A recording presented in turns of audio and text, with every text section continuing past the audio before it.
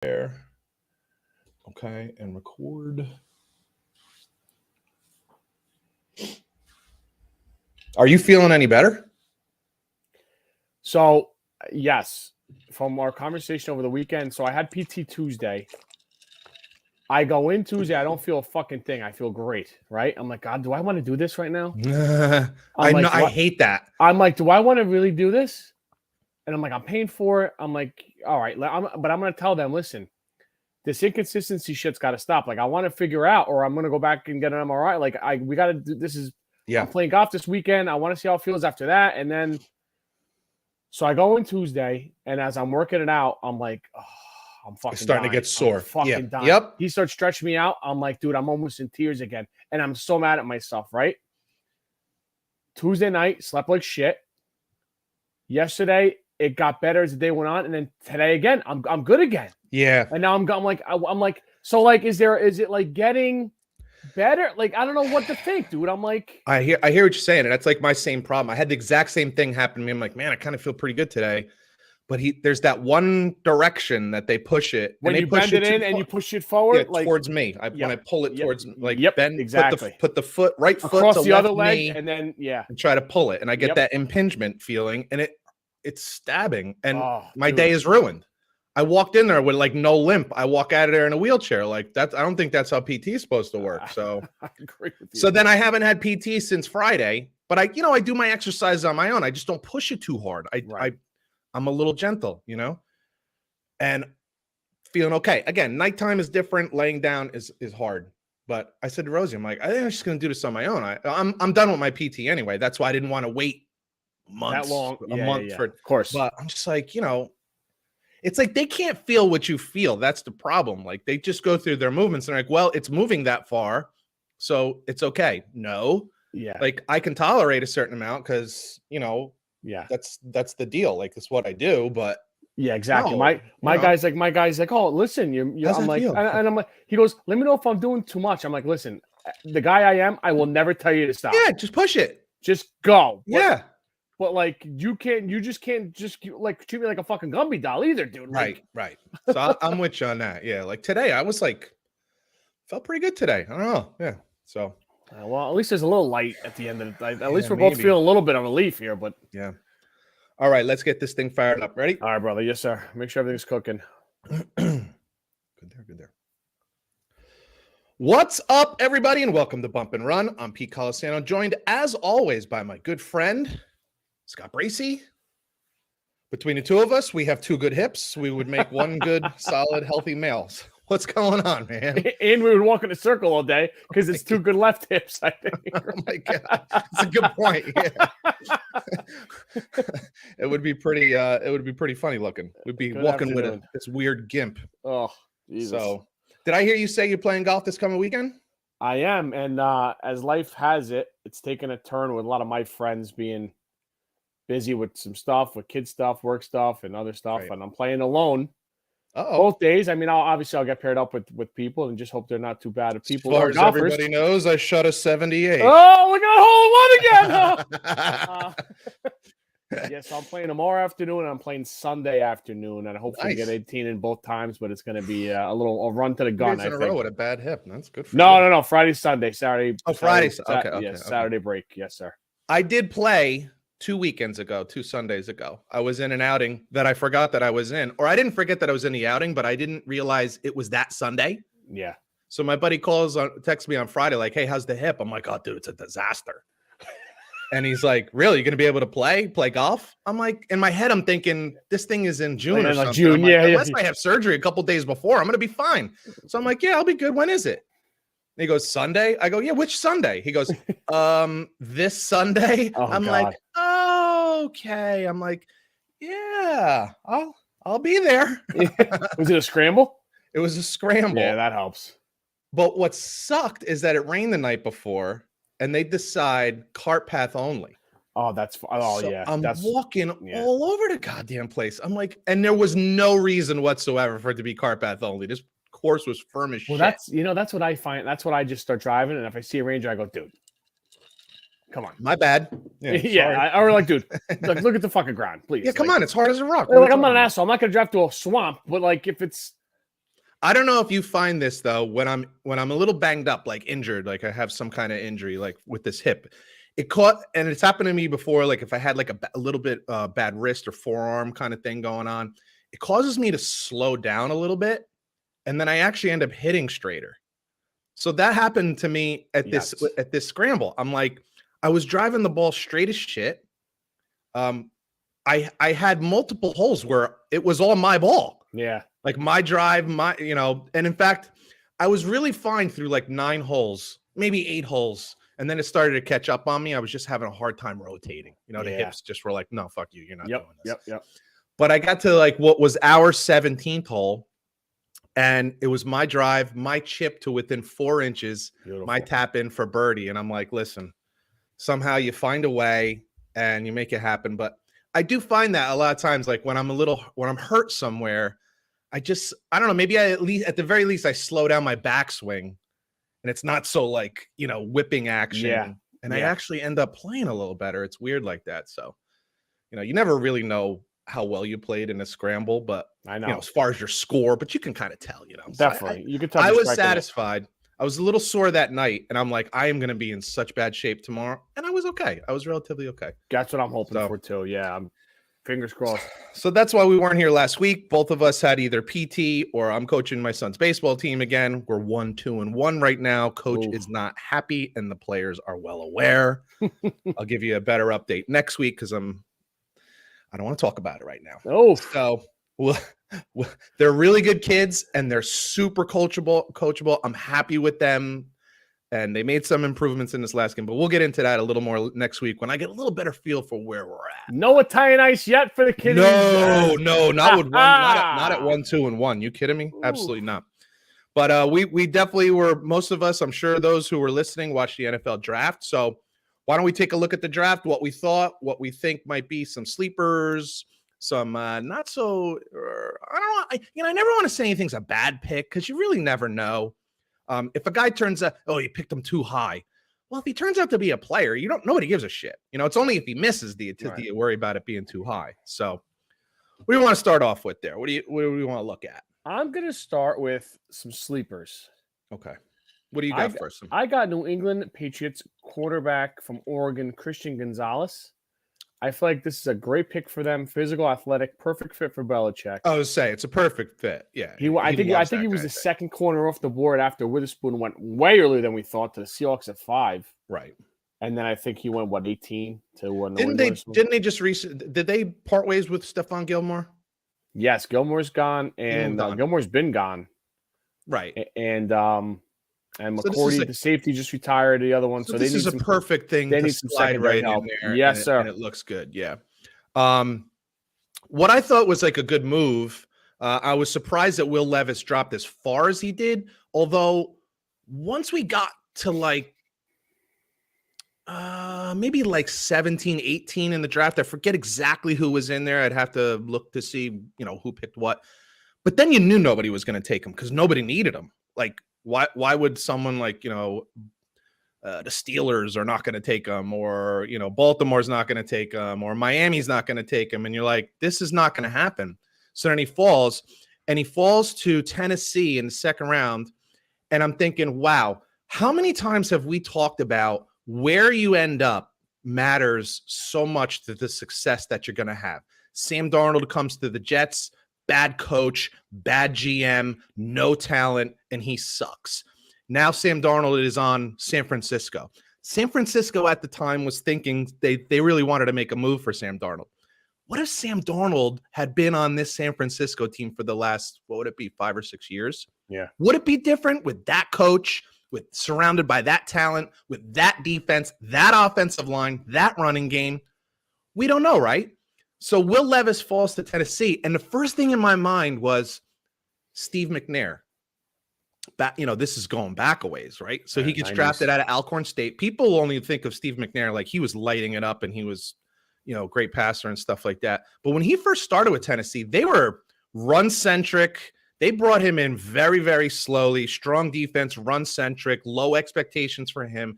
And they gradually, kind of like what the Steelers did with Ben Roethlisberger. Yeah, good example. Yeah. Don't. ask for too much early, and then little by little we'll ask for more and more. And and then Steve McNair obviously turned into a great quarterback. It's almost Fisher was the coach for Tennessee at the time, and now you have a Vrabel, who I think is one of the better coaches in the league right now, defensive minded, run game oriented. It's like a perfect fit. He can sit a year behind Tannehill or come in at some point if they're floundering. And I think Vrabel's smart enough to do like that kind of like run the ball, don't ask too much. Again, what the Steelers even did with Kenny Pickett this past season. Ask a little more as the season goes on. I think that's a steal. Not that I think Will Levis was the best or anything like that, but I just think where they got him and where he landed, I think ends up being a great. Plus, they get a great price tag. You don't have that first round 5-year lock-in deal. True. So it's a steal for the Titans, and I think it's actually it works out great for Will Levis in the long run here. Potentially, it could work out. So I understand what you're saying about value, and not having that 5th year, that option. However, since we're on the topic, I got him in my bust category for several reasons. I'll tell you why. Let me hear it. He dropped like a hammer. Something tells you something right off the bat. A year after, Malik Willis fell like a hammer, and they drafted that guy who was awful. Okay, go ahead. Do you have more? Yeah. Okay. I don't love his game. Transferred from Penn State, went to Kentucky. I don't like that. Even that alone, I don't like that. Doesn't bother you with Joe Burrow. And Joe Burrow was surrounded by way better talent in LSU than he was at Kentucky. Well, Joe Burrow also was like the 4th guy at Ohio State, and Will Levis was the next guy up. I understand. State. I'm just saying, like, we've had transfers that look like they couldn't cut it at the first school and then ended up blowing up at the next school. Yeah. And then my last point, and I'll hit on this in a little while. I do not like that he left the draft. What do you mean? He was there in person. And it was the second day. Well, listen, Geno Smith sucked it up, and I have a point I'm going to make in a little while. Okay. I did not like that he left. It doesn't show me. Listen, you're hurt. I get it. Everyone knows you're hurt. But now you get a little bit like that. Everyone's behind you now. That's a really good point. No, that's a really good point. And now you leave, and now you kind of look like a little bit of a baby, and then like. And it feeds into a couple other things just to help you make your point here. Yeah. The whole like posing with the gun show thing in the bathroom and some other. It doesn't help with what people thought were some of his flaws already, and then you kind of bail. Some people might look at that as like you're being a quitter. None of this will matter if it works out, right? Again, so that's the thing. But that's true. But the other end of it is if he comes in and struggles, throws a bunch of interceptions, and then pouts and looks like a little baby, people are going to say, remember when he didn't show up on day 2? Remember when he was more interested in his physique than he was in like how he played or whatever? Yeah. All valid points. So this is where it's like, is it worth it at the time? I think for Tennessee, it was. I think nobody's comparing Malik Willis as a prospect to Will Levis. Will Levis is a better prospect than Malik Willis ever was. Okay. But was it worth it? And I think it was worth it. I could have agreed with you on some of those points if it was a first round pick. Because I had, I said this about almost all of the first round quarterbacks. I really do think it's a coin toss, and where they end up and how that goes will have something to do with it. I do think most of them fell in a pretty good spot. I think Bryce Young falls in a good spot. Not fell, but he was first pick. But I think he goes to a good place to have Frank Reich with him. That's nice. Good spot for him. I think CJ Stroud ends up in a nice spot because you're in Houston where they're building that defense strong, which means they're going to probably try to have a strong run game, but the expectations will be relatively low. So we'll see what they do with that. They also brought in some nice players in free agency. So I think Houston's going to be improved. So I think that's a good spot for him too. And with Will Levis, I think that works. So, but I see what you're saying. I totally see what you're saying there. I really do. Another one of my sleepers, TCU wide receiver Quentin Johnson went to the LA Chargers. I think he is a perfect Charger wide receiver. And listen, he's young and he's healthy from what we know. And Mike Williams and Keenan Allen miss a ton of games. It seems like they're looking to use him as a replacement for Keenan Allen. That's at least. Yeah, I think so. Definitely, I think you're right. In time or whatever like that.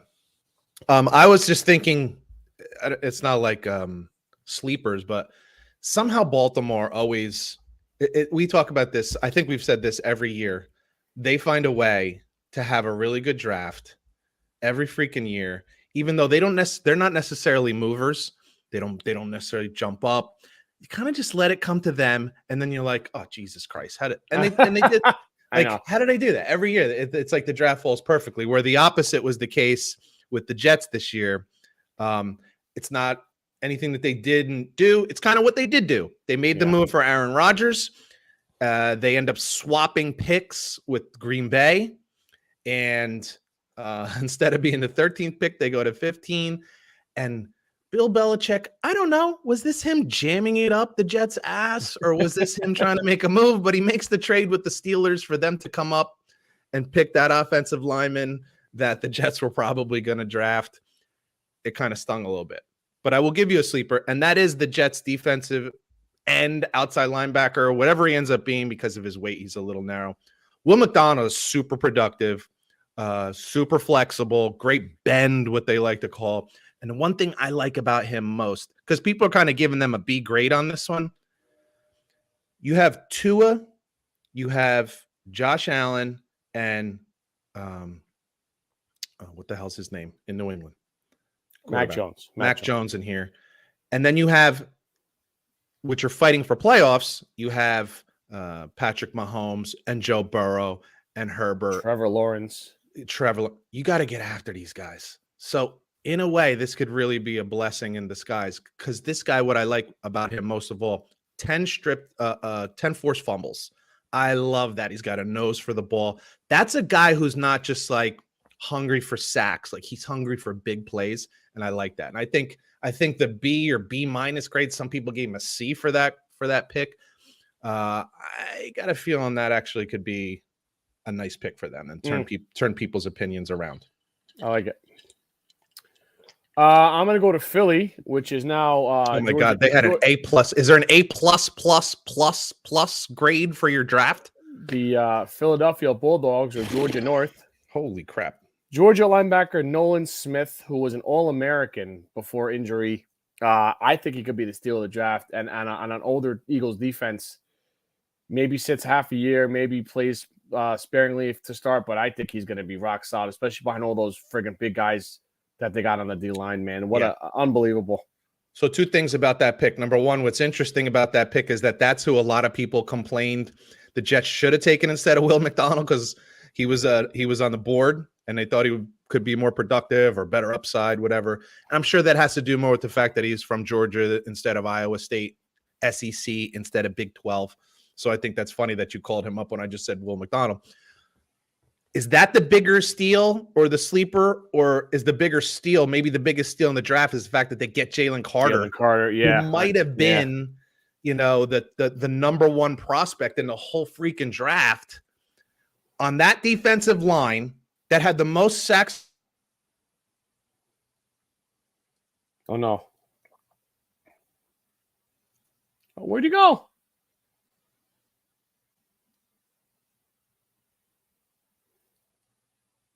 Time this is at. Oh, I got you back. You there? We're back. Okay, you froze a little bit there. I just want to mark the time here. So you got 1850, 1845. That was weird.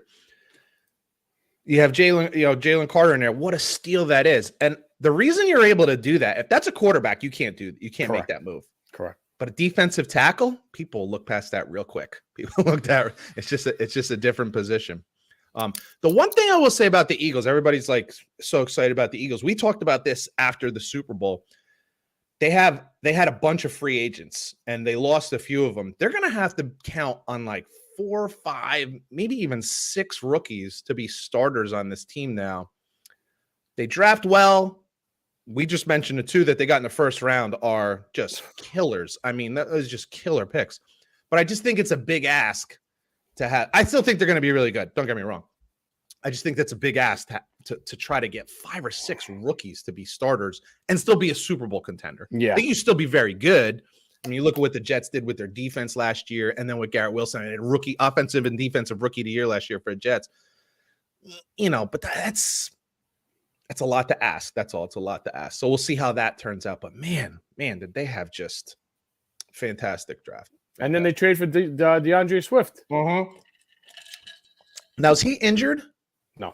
He is not injured. That was just okay. So you lead into something that I wanted to talk about. Some people were this was the most wide-ranging, like, hey, what do you think of the Detroit Lions draft? Like, some people were like, oh, I don't care. I thought it was great. And other people were like, what the hell were they thinking?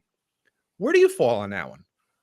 So they get the running back out of Alabama, right? Yeah, Gibbs at 12. And then what was the other one? The linebacker from Iowa. Total head scratcher, right? Like, some people. So I thought what the hell are you doing in the first round? But then the rest of the draft, I thought ran fantastic. So it was kind of, for me, a little bit of both. I guess, but just in that first round, a first round running back, which people always turn their nose up to. Yeah, and a lot of people in Detroit were saying, like, if you're gonna go after running back, get Bijan Robinson. If you're gonna take a running back, right? Don't trade back. Take him at 6 if you want him, and then. Right. I don't know, but they like Gibbs' versatility, and I get it. That's what I'm hearing. People, you hear a lot of scouts comparing him to, like, oh, Jesus Christ, the kid down in New Orleans. Yeah, Kamara. Yeah, Alvin Kamara. So, dude, and if you get an Alvin Kamara type player, that's phenomenal. But it's always that first round tag that just scares me, man. And you know what scares me? It's the Ezekiel Elliott situation. That if he really is that good, this is the same thing with Bijan Robinson. If he really is that good, what are you going to do? You're going to sign him to that 16 by the time that comes around, that's going to be a $16 million a year contract for a running back. Right. Well, that's why they got out of Swift now. So they're going to do that again with Gibbs, like, later on. I guess so. I guess that's what you got to do. Yeah. Cause I forget the guy's name, Bucky. He's like Bucky Brooks. He's like, these guys usually turn out to be really great players. And he names Ezekiel Elliott and McCaffrey and Saquon Barkley. And there was another name that he mentioned. I can't remember exactly who it was. And he's like, they all turned out to be really great players that were able to carry a major load for their team. And I go, yeah.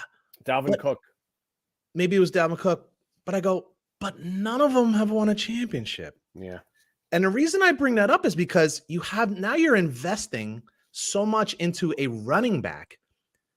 If you look back at all the recent Super Bowl champions, none of them are heavily invested at running back. Kansas City, Rams, Miami, none of these teams are heavily invested at running back. It just eats up too much.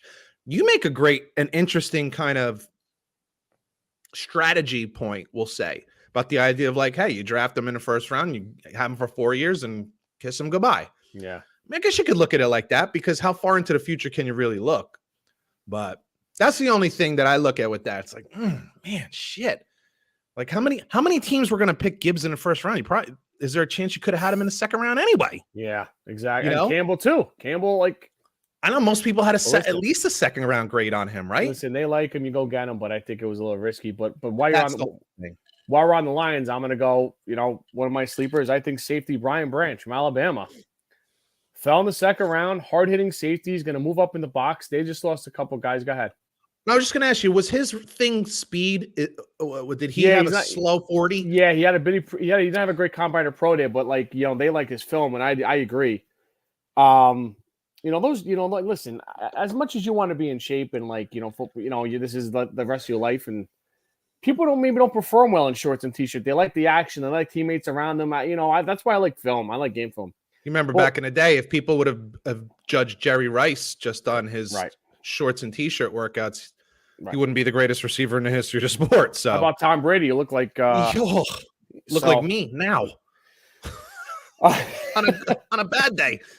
I think he's smart. I think he fills a need. Okuda's gone. I think they're trying to get more secondary help. And the thing I was going to bring up before with Will Levis, the opposite, he stayed. Right. He was invited for the draft, and he stayed. And he came back day 2, and he was in jeans and a thing because he only probably brought one suit, and he got a standing ovation for coming back out. You become someone who people want to root for. Mm-hmm. I hear you, dude. You make a great point. It's a great point. I was just speaking more to like where he landed and what that means for the team and the player. No, I understand. I understand. But Will Levis definitely has on his own accord, by the way, nobody has done this to him, on his own accord, has stacked the deck against himself already by some of his actions, we'll say. Not so much what he has said. I don't think he said anything inappropriate, but the idea, frankly, some of his on-field decisions, he's made some his main criticism was decision making on the field.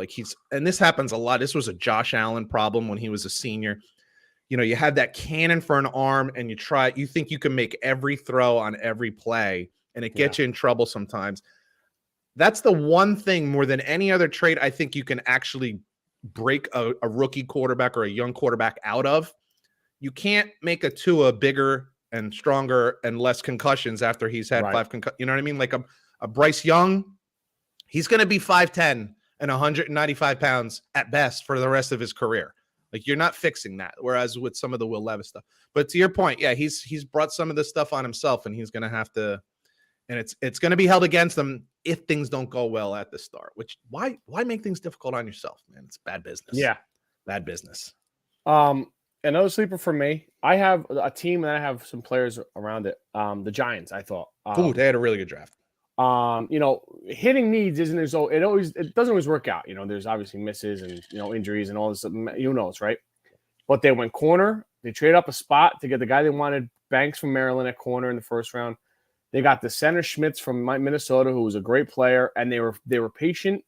They had a game plan, and then they get Jalen Hyde, who I have highlighted here, a deep threat that the Giants need so bad. A guy that their deep threats have been hurt. You give Jones a contract. You got Waller. Now you can spread the field a little bit, going deep. Yep. This guy, I don't know if he's a one-trick pony, but if he is, one trick is very, very good. Trick. His confidence, I think he's in the right system with Daboll. I get him in the third round. I think it's fantastic, and we'll see. But with Hodges, I think I liked a lot what the Giants did. Although it pains me to say that because as a Jets fan, I hate the Giants. But they did about as much as you could have done through the draft. You just gave Daniel Jones a lot of money, so you had to put some pieces around him to protect him and to give him weapons. And I think they did about as good a job as you can do with that, considering free agency and the draft, that you could do in such a short period of time. So, kudos to them for that. That's what you have to do. If you're going to make the decision to sign that guy, which some people thought was a bad move or he gave him too much money, but they did it. So if you're going to do it, then you got to put some stuff around him. You got to protect them, and you got to put some things around that, some weapons around him. So those were good moves. I just said, Stetson Bennett. Where did he go? Rams, right? Could that have been any better a place for him to go? Unless maybe it was San Francisco, or Philly. Right. So I think that's actually perfect for him. No pressure or issues about whether or not he's going to be starting or anything like that. But you get to work with Sean McVay, and you get to sit behind a former Bulldog himself. What's his face? Matthew Stafford, and really get to learn from, frankly, two of the best Super Bowl champs, offensive genius, great landing spot. I don't know what that means. I still think he's a little undersized. I don't know that he's ever going to really be like a full-time starter, but it's a two-time national championship quarterback. Yeah. To me, I think he's going to play. When he plays, I think he'll be fine. He'll be like a Gardner Minshew type or Chase Daniel, better than Chase Daniel type, know the system. And I think that's a good pick too. I just think it's funny when people say he's too small, but then you have no problem with Carolina taking Bryce Young as the first pick overall. The hypocrisy is ridiculous. The guy's a two-time national champion. That's got to count for something. So anyway, I thought that was a good landing spot for him. I think he should, again, works out good for him, for the player, and for the team. You have any more sleepers? I do not. So I have two more busts here. Florida quarterback to the Colts, Anthony Richardson, scares the shit out of me. At 4 overall, he disappears in a ton of games. We loved him so much after Labor Day weekend, and then one game. And after that, we barely talked about him. Nope. And who was that against? It was against Utah, right? Yeah. The Colts need to be patient here, but they don't have time to be patient. I agree. That's the problem. And another thing is they don't have many weapons around them now. You know, Correct. Jonathan Taylor was hurt last year, going into his 4th year.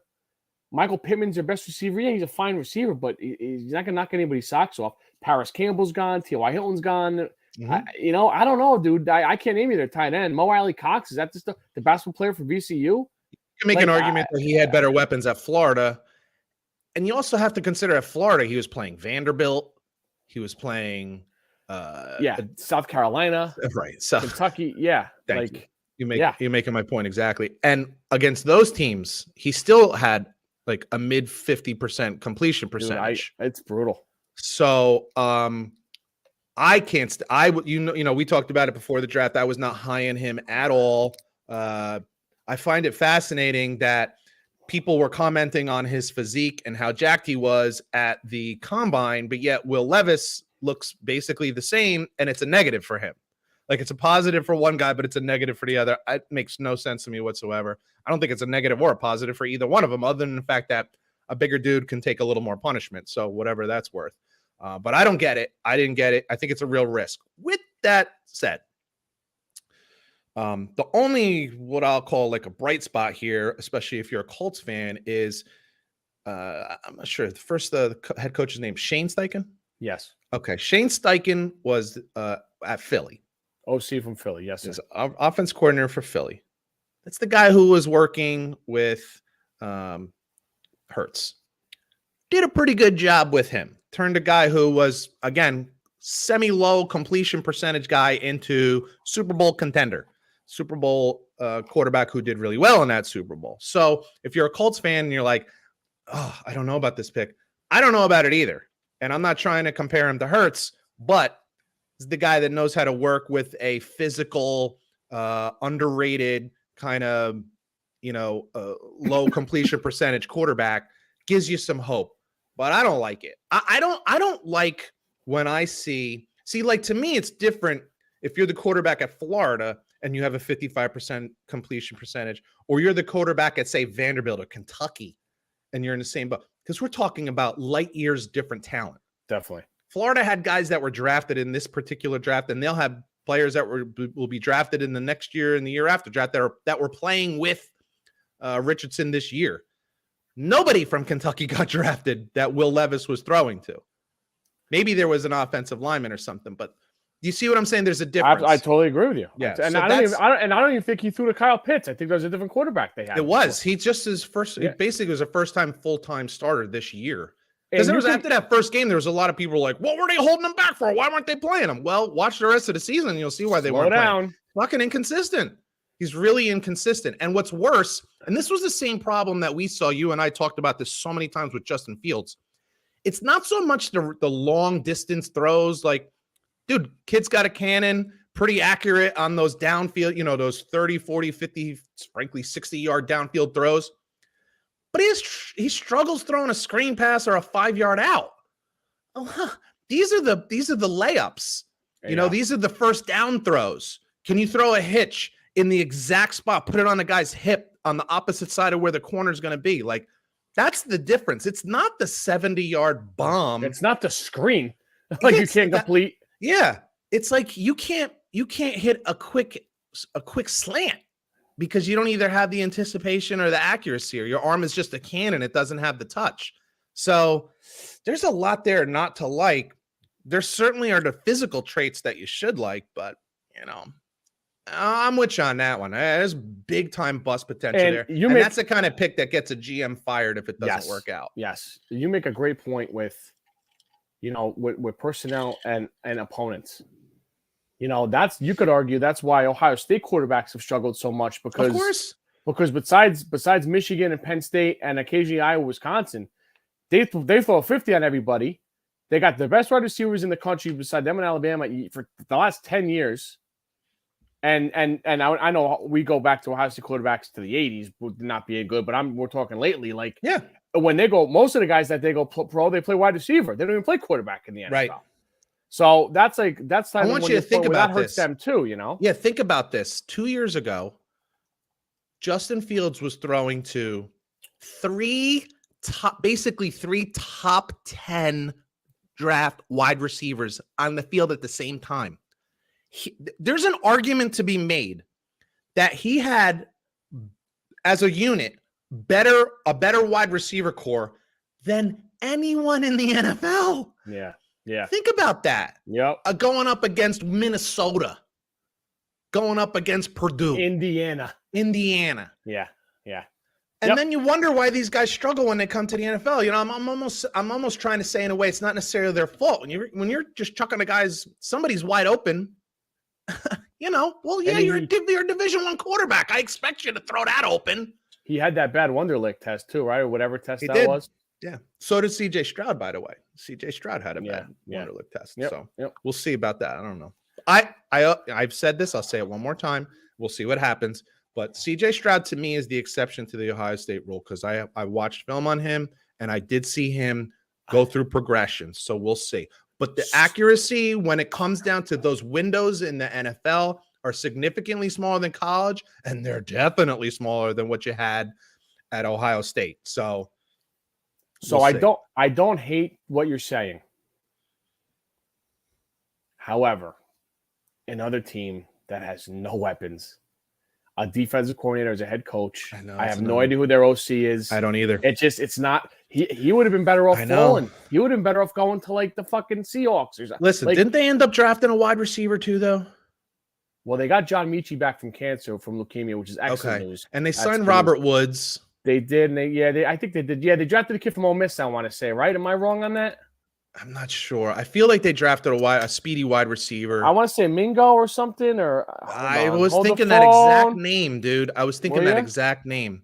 You going to your little mini smart machine? I am. I thought it was Mingo too, but he was kind of like mainly a deep threat. But so what? No, it's not Mingo. Mingo went somewhere else. Hold the phone. Where the hell did Mingo go? I don't know. We could look that up next, but find this one first.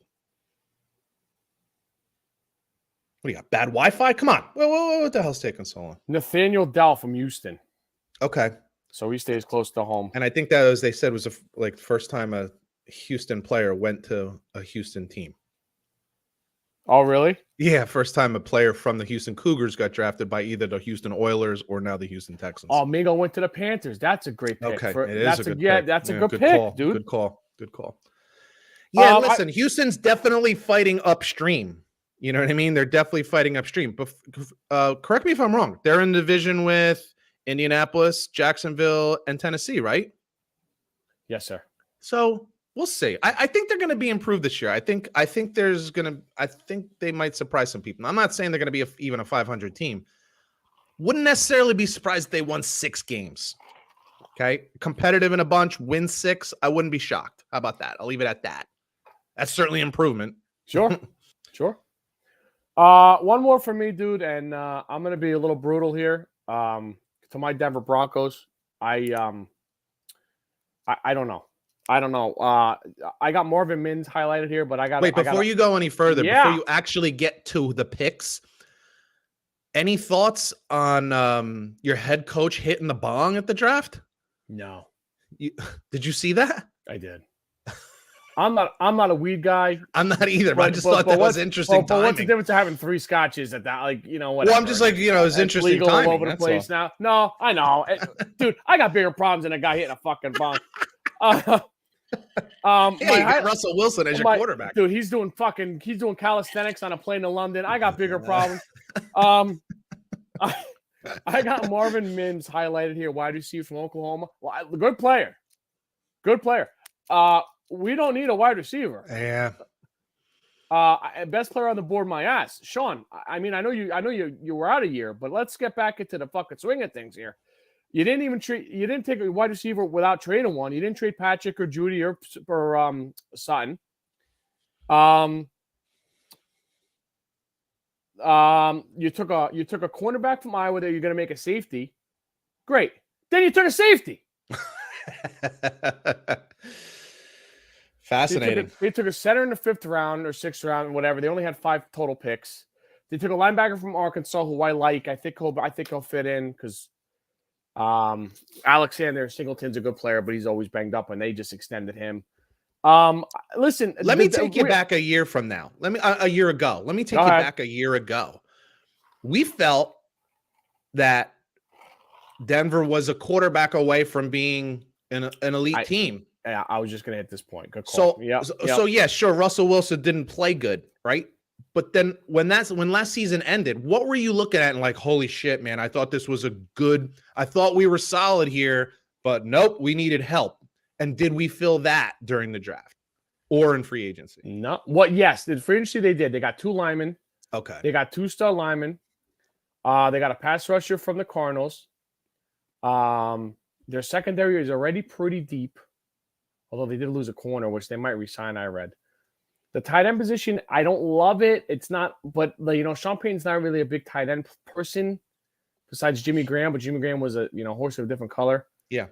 I thought they would have went running back at some point. Javonte Williams is going to be banged up. I don't know when he's coming back. I thought there were opportunities to maybe take the kid from TCU, Keandre Miller, or maybe take, there's another guy or two out there. The kid from Minnesota, Ibrahim, who we liked, went undrafted.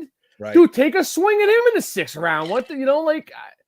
I just thought they had. Was there a knee injury there with him? Last year. He played this whole year. Okay. Yeah. Yep. I just don't understand. Listen, if Marvin Mims your 4th wide receiver, great. You still got to give him the goddamn ball. Right. I don't know, dude. And then again, toughest division, toughest conference. I don't know. I don't know. I trust Sean Payton, but I don't know. Yeah, I think the success or lack thereof this season will come down to whether or not he straightens out Russell Wilson. Yeah, you're right. Because I still feel like that team is relatively. Maybe they needed some help up front on the offensive line, which, like you said, they addressed. But none of it would matter if Russell doesn't play better. And if Russell does play better, I think we'll be back to saying this is a pretty complete team. Like this is a pretty well beat. You're probably right. I think sometimes when if you look at who was it that drafted a punter? I think it might have been San Francisco or a kicker. The Bengals did too. Yeah. And people are like, oh, you don't draft a kicker. It's like, well, when you're a complete team, when you're a relatively complete team and you ain't got a kicker, you don't want to be in the AFC or NFC championship game and relying on a guy that the Jets cut to be your kicker against, San Francisco or the Chiefs. They took Jake from Michigan, 3rd round. It was awesome. So this I'm saying, for some teams, that's a need. If you're Carolina, you definitely shouldn't be taking a kicker in the 3rd, 4th, 5th, 6th, 7th round.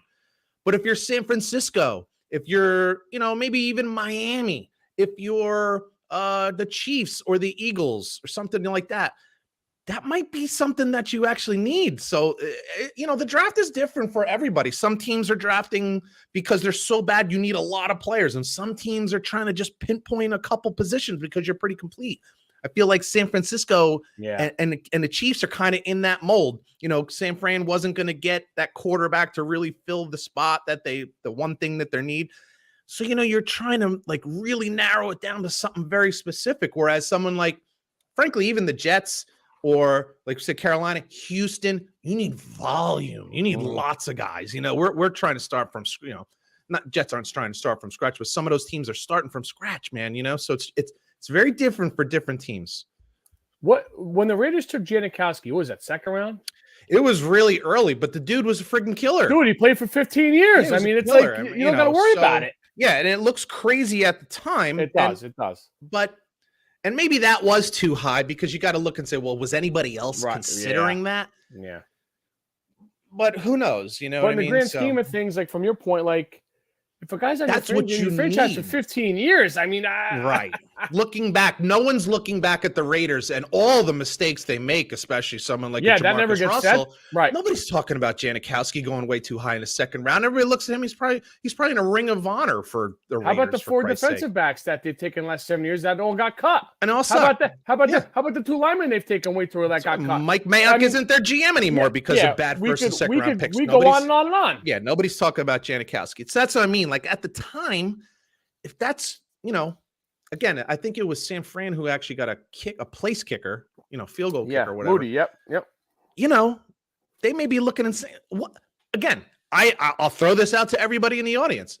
What the fuck else does San Francisco need? Yeah, I know. Have you? I don't know that I've ever seen such a complete team other than quarterback. And there was no one at the point where they're drafted. And there was no one for them to take. I think it was and listen, I'm biased because he's a Michigan kid, but I think yeah, he's a great kicker. He won 2. He won the Lou Groza. He's a good kicker. Right. Hey, you brought up Denver. You brought up Denver, so I'll just give my quick overview on the Jets. Again, other than the fact that they kind of got beat out for that offensive lineman, for that offensive tackle in the first round, they got a what I think could be an interesting tackle out of Pittsburgh in the third round. I think they got second, third round. I can't remember exactly. And he's a kid out of either Passaic or Patterson. They would say Passaic High School, but he's from Patterson. I'm like, that's not exactly how it works, but whatever. We'll figure that out later. So now I'm definitely rooting for him because he's a local kid. And he was really looked at as like a kind of a high prospect, but then he got hurt. He only played half a season this year. So, and meniscus tear, which is, if you're going to get a knee injury, get a meniscus tear. That's the one you want if you got to get one. So I'm kind of looking at them saying, hey, they might have got their first round tackle in the second or third round, wherever the hell he went. So I think that was a steal. And then they got the kid Tippmann at center out of Wisconsin, who I like a lot. I do too. Anytime you draft a lineman out of Wisconsin, I think that's probably a winner. So that one works for me. And I think that position goes very underrated. Why am I making such a big deal out of these two offensive linemen? Well, because you just signed Aaron fucking Rodgers. So if there's anything that you have to do, you have wideouts. You signed Mecole Hardman in the offseason. You have Lazard. You signed Lazard. They just signed Cobb, which whatever. Ridiculous. I'm going to comment on that in a second. Might make more sense. But anyway, you have Garrett Wilson. Like you have your tight end. I think they're looking okay. You got to protect your 38, 39-year-old quarterback. So I kind of like what they did there. So I'm okay with the Jets draft. I'll give it a B, but I don't give it a B based on the picks, like how well I think the GM did as his picks. I think he did the best he could with how the draft fell. You know what I mean? Picked up late linebackers, late safeties, like you're saying. I don't know. I always get a little worried when you say we're going to take a corner, make him a safety. We're going to take a safety, make him an outside linebacker. Yeah. You know, who's the kid out of I want to say out of Utah that played for Chicago? He was a safety in college, and Urlacher. No, New Mexico. New Mexico? Yeah. Okay. Other than him, it doesn't always work out. Agreed. So whatever with that. But I think they did. And again, you got the big speed pass rusher off the end, leading outside, leading quarterback sack of all time Big 12. So, I mean, come on. It's hard to complain about that. You got to at least have some confidence in that. And in the AFC, which is fucking loaded with high-end quarterbacks, well, yeah, let's get after the guy. So I'm okay with what they did. I'll give him a B. But it's only based on that's what was available. You couldn't do any better than what they really did do. That's all for me, brother. All right. You want to hit on the Aaron Rodgers trade finally to the Jets? Yeah, sure. Finally a Jet. Did they give up too much? Not this year. Okay, so I'm gonna say what I thought before. Like how about this? The moment the trade happened and I heard what they gave up, I was like, oh shit, that seems a lot. Because next year, if he plays at least 60% of the games this year, they give Green Bay a first round pick next year. They give that Green Bay their first round pick next year. Right. Which I'm like, damn, that's a lot because I don't even know if he's gonna play. Yeah. Next year. Now, with that said, since then, you're already through one draft. So we're no longer worried about what they gave up in this year's draft. We think we did pretty good in the draft, and we have Aaron Rodgers. So if you make Aaron Rodgers a draft pick, plus what you already got, like, yeah, pretty good draft. You know what I mean? Pretty good offseason, we'll say, for the Jets. Now, over the last, I don't know what you want to call it, week or so, 2 weeks, Aaron Rodgers has been at offseason workouts. And I'll tell you what excites me even more than that. Aaron Rodgers going to Knicks games. Aaron Rodgers going to Ranger games. Living it up. Aaron Rodgers seems to be in the I'm enjoying this New York City shit mood. You know what I'm saying? Mm-hmm. And He came out, I want to say within the last week, saying, I am tickled to be here and I plan on being here for the foreseeable future. Now, I don't know how long the foreseeable future is, but it doesn't sound like 1 year. So my whole thing was I just wanted to have some kind of guarantee, or I don't know if we were ever going to get a guarantee, but some kind of indication that you were at least interested in playing more than 1 year. I feel pretty confident that we're going to get at least 2 years out of him. If we get the 2 years out of him, then, I'm okay. Then I'm okay with it. Here's the last thing I'll say on this trade.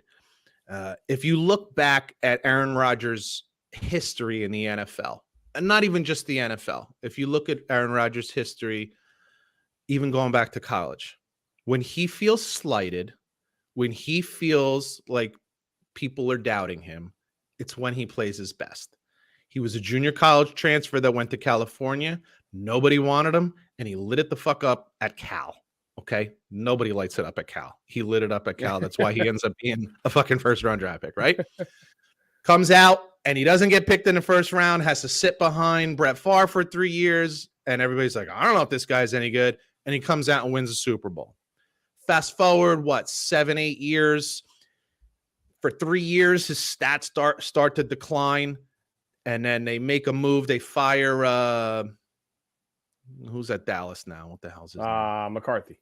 They fire McCarthy and bring in, help me out, LaFleur. Back-to-back MVP, 13 wins per season.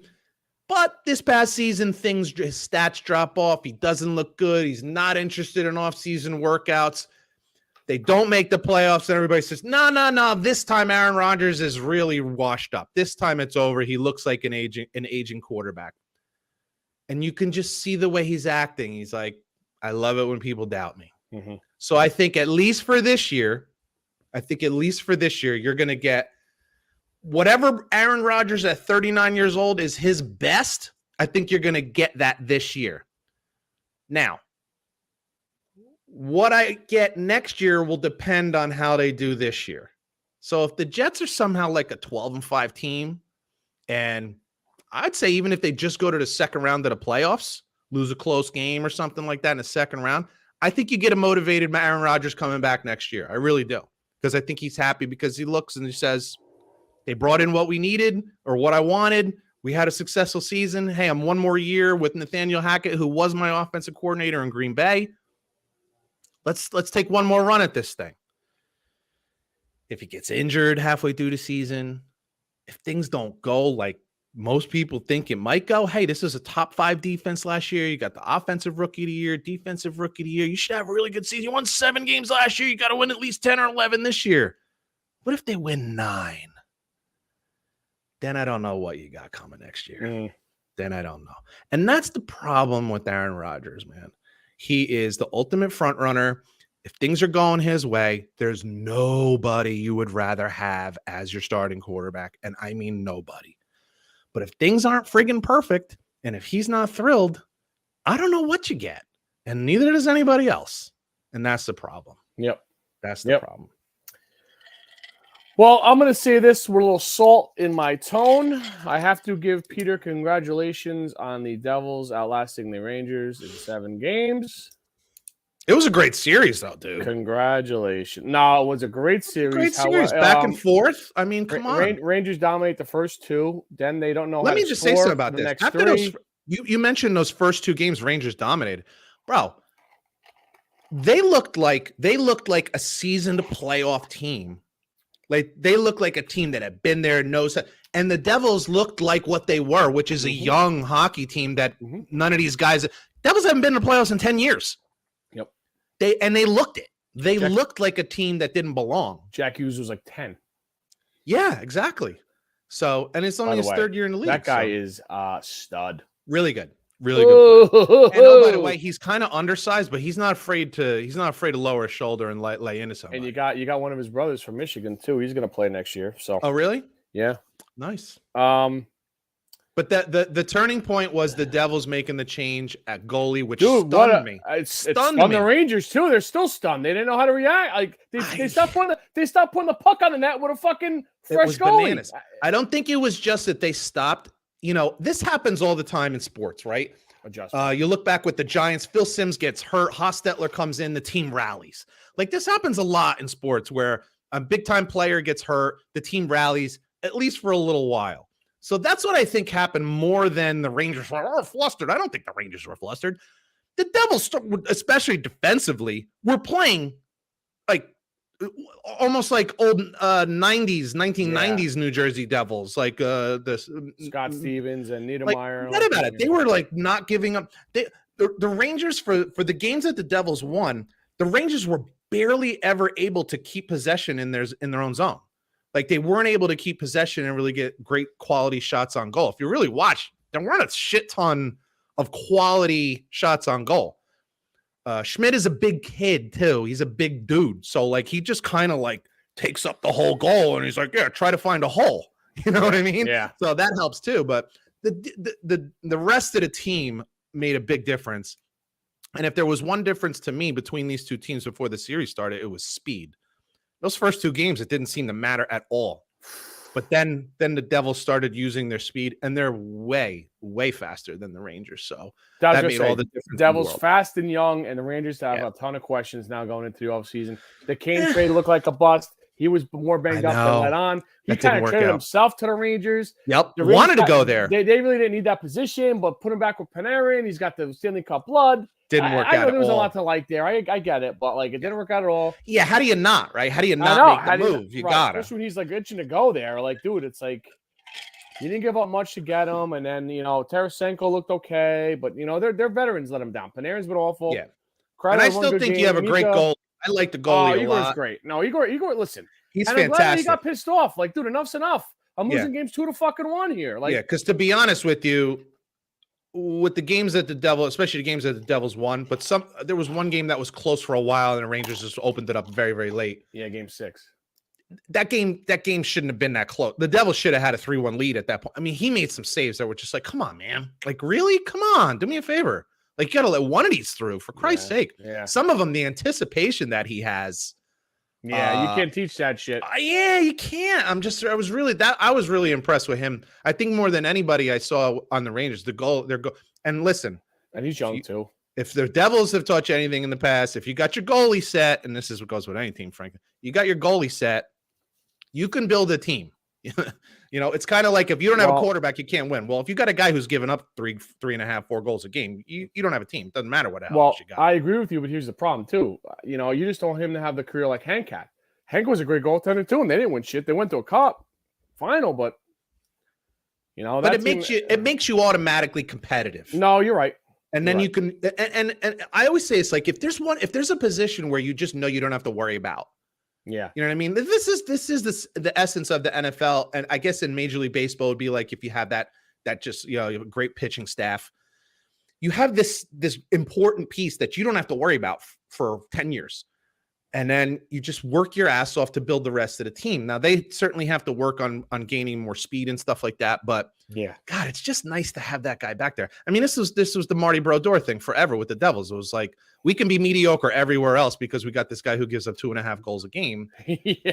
And frankly, they should have won more Stanley Cups than they did when you got a goalie like that, and they didn't because they were cheap. Frankly, they're very frugal. Yeah. So we'll see how the Rangers do. I don't ever consider them like a frugal team, so I don't see them having the same problem like that. But he's a really good goalie. Really good goalie. Well, good luck going forward. Yeah. With that said, the Devils got smashed last night. I think it was 5-1. I think they were just gassed. But that happened in the last series too. So. Yeah. No. I'm not saying that's how the series is going to go because I think they actually played pretty well against Carolina this year. So I'm hopeful, but I think they were just gassed after a very emotional long. It wasn't just a long series. It was the New York Rangers. It was their first time. It's their first time in the playoffs. So, we'll see how game 2 goes. Even if they don't win, it needs to be closer. If they get blown out again, then we got a problem. So, but it was cool. NHL playoffs have been really a lot of fun so far. Awesome. Man. Upsets out the ass. We have Boston, who had the best, regular season in the history of the sport, get knocked out in the first round. Hello. Like, how cool was that? Yeah, that game 7 was crazy, dude. Insane. Goes to I watched like the overtime. last 12 minutes. That's all I needed to say. Like, awesome. We've said it to you guys before. You know, we don't talk about hockey a lot, or maybe at all during the regular season. But I gotta say, man, not much compares to playoff hockey. The intensity, the physicalness that these guys play with. Timo Meier got his head knocked off. Trouba got him for the Devils against the Rangers in the second or third period. I think it was third period. Like, it's a beautiful thing to watch. And I think sometimes we forget that these guys are skating on ice. Like, to see what they do with their stick and their skating, and half the time they're skating backwards. It's really fun. It's a fun thing to watch. I've been watching that a lot, certainly a lot more than the NBA playoffs. Even Seattle, the Kraken, it's only their second year in the league. Am I correct? I think it's only their second year in the league. I wanted to say third, but I really do think it's a second. Yeah, I heard them say it's the second year in the league, and they win in the first round also. And I think they won game 1 already too, didn't they? I think yeah, against the Stars. It was Dallas was winning that game, and Seattle came back and won it. That might have been in overtime too. I think it was. I think it was 5-4 in overtime. So it's a lot of fun, and hockey, you know, it's not always like the favorites are winning. It's not always that simple. It's a lot of like who's got the more, who's got higher intensity and stuff. It's been a lot of fun. It's been really fun to watch. You have in the NBA before we wrap? I do a little bit. Listen, I'm no Laker fan because of LeBron. I got to give him some credit because they won in the first round against Memphis. Memphis has come out and said, under no circumstances are we going to sign Dillon Brooks, which it's one thing to say we're not going to sign Dillon Brooks. It's another thing to say under no circumstances. Some people have complained about that. I'm not complaining about that because nobody gave a shit. Nobody complained when Dillon Brooks was opening his mouth and acting like an idiot. Correct. I don't mind guys playing tough, but don't play tough against LeBron. Don't play tough against Steph Curry. Don't play tough against, you don't want to poke the bear. I think that's a mistake. Take a secondary player. Go play tough against, go get in Klay Thompson's face. Bad business. Go get tough and go get physical with AD. I think he might have folded like a cheap suit if you got in his face. I think you might be right about put an elbow in his belly. But you know what? Second or third or fourth. I don't know where you want. Wherever you want to put LeBron in a top 5 all time. I don't want to agitate that guy. That's just me. I don't want that guy thinking, fuck you, I'm going to show you now. I don't want to do that with Larry Bird, Magic Johnson, Michael Jordan. I don't want to do it to those guys. So I think that was a mistake, and it cost him, and it might cost him some money, but that's on him. So I don't blame them for that. Yep. The other thing I'll say, I got two more teams that I wanted to talk about. Boston is the strangest great team I've ever seen in my life, because all we talk about and all you hear about is how deep they are and how talented they are. And Jason Tatum and Brown, and they're so great. But yet Embiid misses the first game of the series and they lose the game at home. Now, they won the second game by 30, but I don't even think Philly got off the bus because they were like, we already stole one in Boston. So why we Boston is such a strange team. They are. They're deep and they certainly are talented, but I don't understand why they just don't dominate more. Even the first round game went further than I think it should have. So now they may still come and win this. They went to the finals last year. They may do it again this year. Who knows? But it's just strange to me. Usually those elite teams, they dominate early playoff rounds and they don't. And they're not. So we'll see. The last thing I'll say that has been cool to watch, I'll say it's been cool. Denver has been one of those teams that has been at the top of at or near the top of the Western Conference for the last 3 years now, we'll say. Nikola Jokic has been MVP for 2 seasons. Embiid won it this year, but Jokic was in the conversation again. I think he probably got second. But every year before this one, they're kind of like a first or second round. They get knocked out of the playoffs, and it's it's a little disappointment. They look good during the regular season, but they're not so good in the playoffs. Well, listen, the conference finals aren't over yet, so who knows what's going to happen. Anything can happen. You just never know. But to this point, they dominated their first round, and they have absolutely smoked Phoenix in the first 2 games of this series. Jamal Murray, him being healthy on this team makes a huge difference.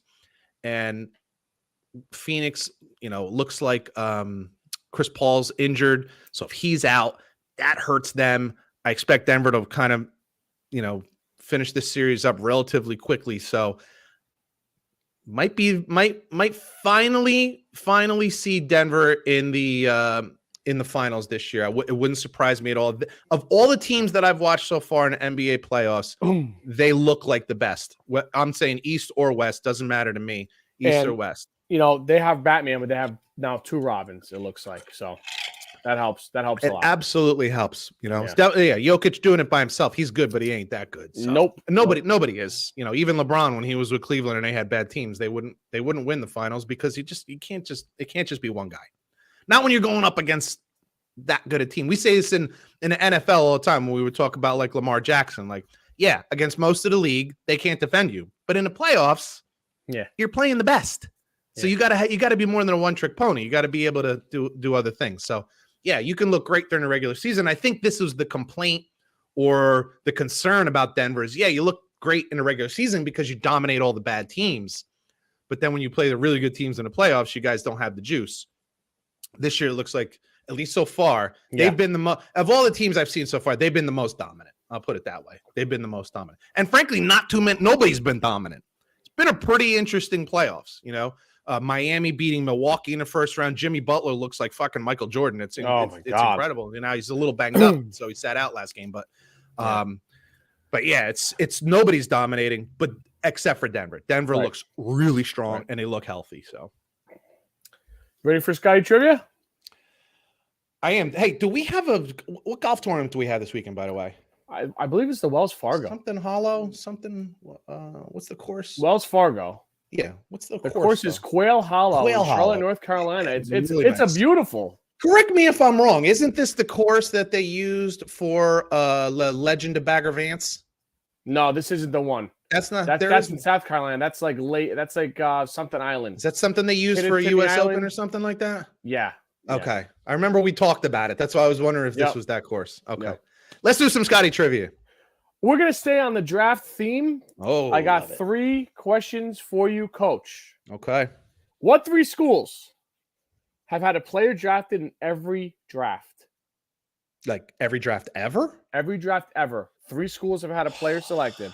All right. So as I say them, can you tell me if I'm right with that one? Instead of me just giving all 3? Okay. I have to start with Ohio State. You would be incorrect. Get out of here. Mm-hmm. All right, so I know it's Michigan because why else would you say it? Why else would you ask? Whoa. All right. We kind of hit a similar tone, I think, 2 weeks ago. So I'm going to, although they've had some stretches where they weren't good. All right, so they've had a player in every draft. That's what you're saying. I love your brain, man. Yeah. At least one player in every draft. When did the draft start? Do we know about? Long time, 85 years. Okay. Something like that. I'm going to say USC. You would be correct, sir. Okay, and I got to get one more here. You're allowed. This is the one you're going to earn your money on here. Notre Dame? No. Damn. I knew that was coming. Do I get one more guess? And if you could, go for a little bit. We got time. There's these are not guesses. These are like what's running through my mind. There's like Alabama, there's Penn State, there's I want to say Miami, but Miami's only really been great since like the 80s. So no. I'm trying to think like what Nebraska, but Nebraska, I don't even know if Nebraska had a guy picked this year. Oklahoma? No. Oklahoma. You're saying no already? Yeah. Damn it. And it wasn't even a guess though. That wasn't an official guess. Now it was, I guess. Yeah, when you hang it out there and you have your finger up, I take it as a guess. Oklahoma. Okay. Did I say any of them? No. Wow. Texas. No. I give up. The Florida Gators. No shit. Imagine that. If you would have given me 100 guesses, I don't think I would have said Florida Gators. I watched draft. That's day 2 at Mac. and I gave him the same thing, and he got Michigan kind of fairly early, and then right like USC, like you did, and then did almost the exact same thing and almost named the exact same schools that you did. Yeah, because you got your legacy schools and stuff. He like said that, Florida State, and he threw out UCLA, and I think he no, threw Florida out State's one. another one. They really weren't a great program until Bobby Bowden got there. Right. Wow, Florida, no shit. Yeah. Not even not Oklahoma, huh? No. Not Texas. Texas and Oklahoma have been good since forever. I would have thought Notre Dame or Ohio State too. Like at least, but if you miss 1 year, and not Ohio State. That's unbelievable. Not one guy drafted in a draft. I'm shocked. I'm really shocked. They should cancel their program. How embarrassing. Ryan Day's gonna get fired anyway if they lose to Michigan this year. So from your mouth to God's ears. What team? Hey, Michigan's probably gonna be favored in that game this year. So let's see. Which team has never picked number 1 overall? I will give you options. The Steelers, the Packers, the Broncos, or the Cowboys? Okay. So I think I got to eliminate the Denver Broncos because wasn't John L. that whole no. He got picked by somebody. He got picked by the Colts and refused to play.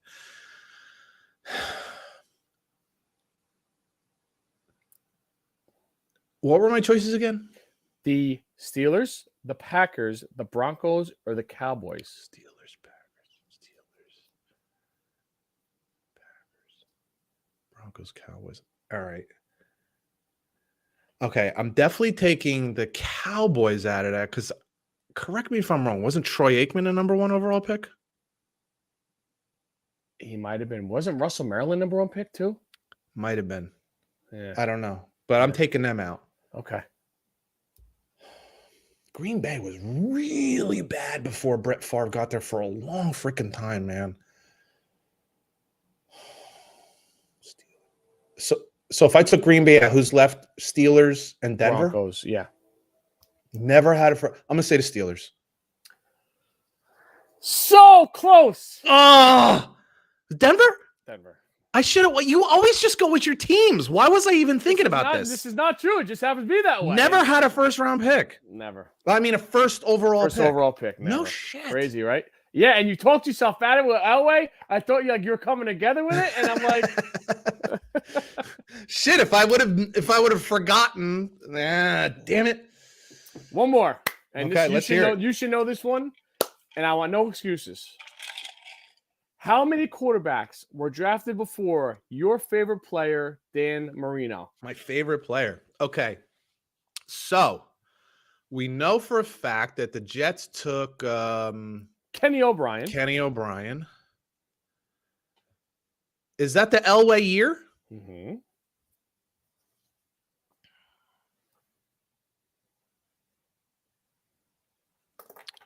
I'm trying to think of who was Jim Kelly in that draft? But Jim Kelly went to USFL first. Oh. Jim Kelly was oh shit. I forget what team he was. Steve Young, by the way, was also went to the LA Express. Steve Young used to tell a very funny story. The last year they had the USFL, things were so bad that the players were out on the field, literally at the stadium field, cutting the grass because they had to cut personnel. No way. The players were cutting the grass. I shit you not. That's what he said. All right. So I'm going to interrupt you real quick because Jim Kelly counts. Why? Because he ended up. Okay, so I guess all those guys ended up going in that draft once they left the USFL. Is that how it worked? I guess that. Okay. Yeah.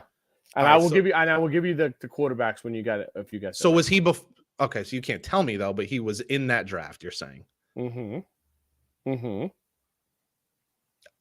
I'm going to say 4. Oh, so I fucked up again. 3? 5 before Marino. So Elway went 1 to the Baltimore Colts. Correct. Then traded to the Denver Broncos. Correct. Todd Blackledge 7 to the Chiefs. Todd Blackledge went before Dan Marino. Oh my God. That's 2. Who did he go to? Kansas City? Chiefs. Yeah. Chiefs. Yeah. That's shit. 2. Tony Eason to the Patriots 3. Oh my God. But they did go to a Super Bowl with him, by the way. Jim Kelly to the Bills 4.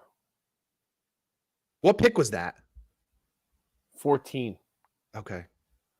That is, and then Kenny O'Brien, right? Kenny O'Brien, 24 to the Jets. Yep. And that's why the people are like, here we go. That- we get Danny Marino. And then they say, Oh, was it dude. like fucking Cal State Fullerton or something like that? UC Davis or something. UC right? Davis. Yeah.